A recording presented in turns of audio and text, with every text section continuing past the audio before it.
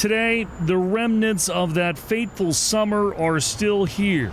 The landscape scarred, still a fresh reminder of why people came to Capitol Hill.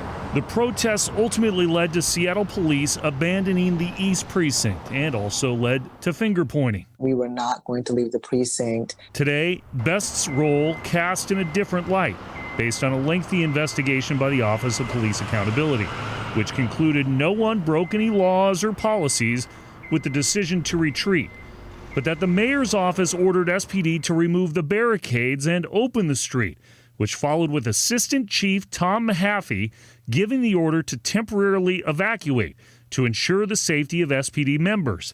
But he claims Best, seen in the report as named individual 1, knew exactly what we were going to do, and he wouldn't do it without running it by the chief, and that the two talked multiple times before and after the evacuation. The decision was only expected to be for one night, but when police returned, they were confronted by someone with a firearm. And at that point, they realized that there was no way that they were going to be able to take Chaz Chop back at that point without there being another kind of hit with violence.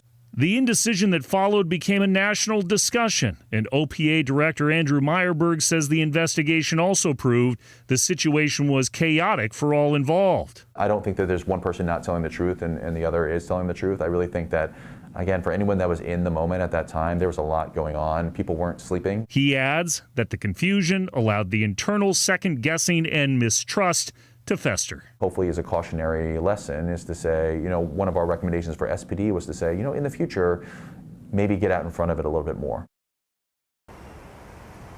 I reached out to former Seattle Police Chief Carmen Best this afternoon for comment on the OPA's findings, and she responded in short, "It was not my decision to evacuate the precinct. My statements remain consistent."